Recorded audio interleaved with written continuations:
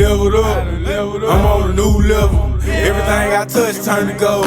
Ain't I something special? This one for my haters, I'm a motivator. I make them niggas wanna do better. I want too much, I can never settle. Settle for less, nigga, I can never. If she did better, I probably would've kept her. But oh well, I found something better, and she gon' do me better. So yeah, man, you know what I'm saying, to fast forward, so like I say, I'm older, still working my home improvement, making a little bit more money, getting paid cash every day, you know what I'm saying. So I was eating pretty good off that, and this is important right here. This important right here. This something everybody need to hear. So I'm at the point where it's a young brother around the neighborhood I was staying in at the time. And I actually knew his family while I was growing up. So I immediately wanted to take him under my wing, because I saw, like, you know what I'm saying, like, I'll be outside 2 o'clock in the morning, he outside 2 o'clock in the morning on a school night. You know what I'm saying? So I'd be like, bro, why you ain't in school, man? He was like, man, you know, I just like being out here, and you know what I'm saying, things like that. You know, I ain't gonna get into everything. But he was hanging around cats he didn't need to be hanging around, because he wasn't cut like that. He couldn't live that type of life, and he just thought it was so cool and whatnot. And like, I was really trying to just snatch him away from that. Once again, at this point, I'm a full-fledged 5%er. You know what I'm saying? I'm teaching the original man is God, save the babies, teach the youth, educate yourself. You know what I'm saying? Educate your women. All that good stuff. So it's like, at this point, I'm like, yo, I can't just keep letting him just walk past me, and I've been knowing his family, and like, you know. So I'm steady talking to him. I'm trying to give him a little bit of knowledge. I don't believe in trying to force nothing on nobody. So I'm just trying to, every time I can, talk to him, you know. But so one night I wasn't around the neighborhood, and what ended up happening is this particular young brother, man, he was driving one of the guys. I told him he just needs to leave alone, because he's not, you know what I'm saying, cut to be in that type of lifestyle. So he was driving my man's car, man, and he goes in to see his grandma. He comes out from seeing his grandma, and it's a guy that's waiting for him outside. And you know what I'm saying, young homie was 16 years old, man. I think he took more shots than his years. You know what I'm saying? And that's one of the worst funerals I've ever been to in my life. So it's like, that's another message for my young brothers out there, man. Like, seriously, man, you lose your life. And it's like, nobody coming, man. When that moment happened, bro, nobody gonna be there. You gotta think. There's too many of y'all losing your life. And it's brothers like me that give a damn about you. You might not think we do. We out here. And we do give a damn. You can talk to us. I promise you. Like, we ain't had nobody to talk to. We here. You ain't gotta lose your life, man. You can learn something, for real. You can better yourself. And I'm serious. Whatever the situation is, man, I promise you ain't gotta lose your life. For real, man. Stay up out that shit, man. Go educate yourself. Your family needs you. You gotta be better than the generation before you. So with that being said, businessman, where you wanna go next? Hey, just tell me about what brought you to Fort Worth from Detroit, man. All right, that's a good question, man. So what it was, my queen that I'm here with right now, me and my queen both are from Michigan, you know. Now my queen's from Pontiac, so I used to go back and forth from Detroit and Pontiac to see her. You know, she found the opportunity to move to Texas. You know what I'm saying? So she came down here. She told me, when I'm ready, come on down here. You know, I love you, and we gonna get everything together. So we came down. I came down here. This was I've been back and forth from Texas to Detroit, man, for maybe like, I don't know, like 5 years. You know, just going back and forth. You know, and maybe a little longer, I don't know, but somewhere around that range. You know, so my queen, we moved down here. We was in Arlington. We was living in Arlington. You know, we wasn't in a place like we in now. You know, so we both was working and whatnot, and I was going back and forth from Detroit. And then 2 years ago, we made the decision was like this time, you know, when I come down here, I'm gonna get real foundated and whatnot because like you know, I got a daughter down here, and you know, my daughter just needed to see her daddy a whole lot more, you know. So I came down here, you know, 2 years ago, and in 3 months I was all the way on my feet. Not only was I all the way on my feet, I put my woman and my family all the way on their feet. And it took me a matter of 3 months to sit my ass down instead of hopping from here to there to here to there to here to there. Like, sit down for a minute and follow the plan. That's all it takes sometimes. Sit down and follow the plan. And that's what I did. So, you know, from that moment on, man, like, you know, I was just hustling, grinding, legitimately and legally. Like, I ain't had to do no illegal activities at all, man, to eat and feed my family. And it's a beautiful feeling, man. You know, I don't pull out no stacks of money. I don't do the money sleeve. I don't do the money phone. You know what I'm saying? I pay the bills. I put food in the house. You know what I'm saying? I take care of what needs to be taken care of. You know what I'm saying? When I ain't got it, my queen got it. If the queen ain't got it, I got it. And that's how it's been going. So my reason for coming down to Fort Worth was my family, and just to get out of Detroit, man, with all the murder and bullshit. And that shit is everywhere. But what I'm saying is, like, I was just tired of seeing it, like, just, it's not, look, man, it's just not like it is up there.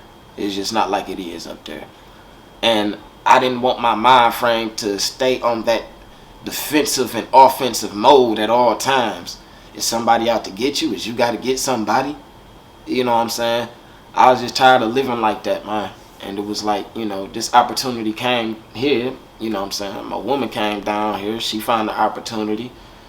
You know, and when I got down here, I was able to get us into, I was able to help get us into a better place, because I like to give my woman her credit too. You know what I'm saying? My woman held me down and I held her down. We got a beautiful relationship. At what point did you meet Rude Boy? So now for y'all that don't know, Rude Boy is my brother from another mother. Scooter Rude Boy Hambert. You know what I'm saying? That's my main man's down here in Fort Worth. But what happened was, okay, so one of the many jobs I had was a car wash. So I was working at a car wash, and at the same time, Scooter was working at the car wash. So you know, we was one of the few dudes there that was really about working out, and we like to talk boxing, and you know what I'm saying, we was just all into this fitness shit and whatnot. But at the same time, we had never met each other. You know what I'm saying? So when we first met, it was like a personality clash. That's what people don't know. We was kind of on tip with each other when we first met. That's usually how it go, bro. We was kind of on tip with each other, cause you know, bro was walking around like he wish a motherfucker would. And usually when a motherfucker walk around me like that, like he likes to start shit, cause I walk around like I wish a motherfucker would. You know what I'm saying? So that's how that ended up happening right there, you know. But so we doing the car together. Right now, I'm still new and I'm fresh to the car wash and whatnot. So anytime somebody's trying to tell me how to critique on the cars or whatnot, I'm listening. And I'm like, all right, bet, good looking, bro. You know what I'm saying? At this point in time, bro thought I might have been the type of dude like, man, what, dog? Don't say shit to me, man. I got this. He thought I might have been that type of dude, right? So bro was like, hey, man, you got to go hit them wheels over there, man. You know what I'm saying? We trying to get this tip. You know what I'm saying? I was like, oh, bet, good looking, bro. You know what I'm saying? My bad. You know what I'm saying? So I went over there, I did the wheels and whatnot. You know, so we did the car and whatnot. And bro was like, hey, man, you really not, like, trying to look for problems and whatnot. I was like, nah, man, I'm cool as hell, man. Like, get to know me. You know what I'm saying? So, I don't know, we rolled up a blunt or something. I don't know, man. We just got to kicking it. You know what I'm saying? And, you know, we started just, we'll do a car, and then we're going to do some push-ups. We're going to do a car, and then go shadow box with each other or something. Like, you know what I'm saying? And, you know what I'm saying? We became a tag team. Then what happened is, you know, in the midst of all this, find out he's in the music. I'm in the music. I like his music. He likes my music. You know?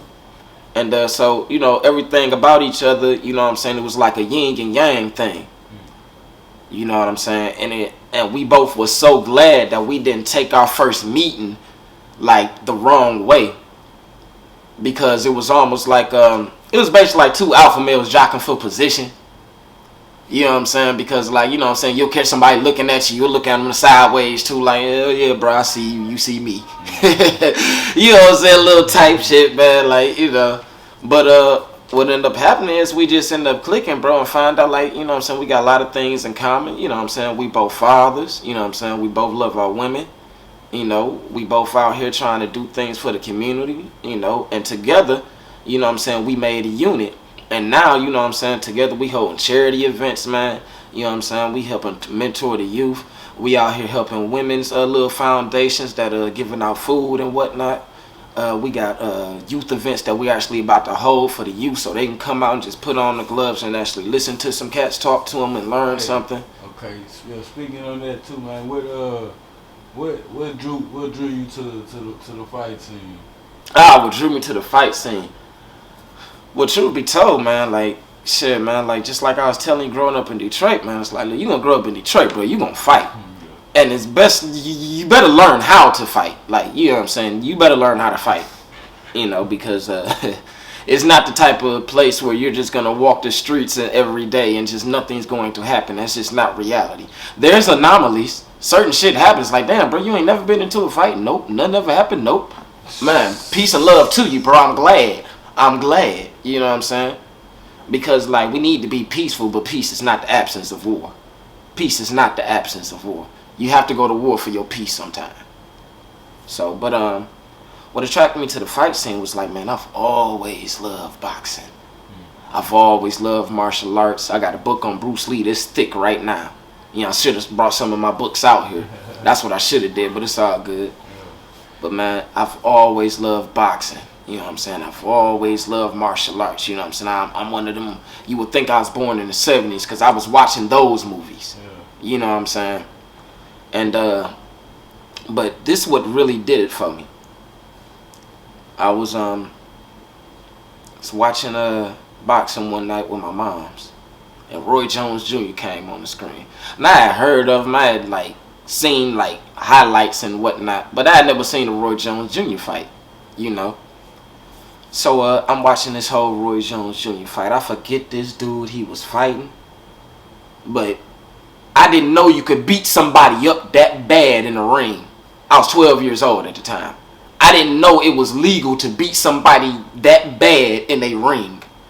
And when I say when he got done, man, my man's looked like bees that stung him all over his face and whatnot. Like, it was horrible. I couldn't believe it. You remember what fight that was, who he fought? Man, I don't remember who he fought, man. It was a dark-skinned dude, and I think he had little dreads.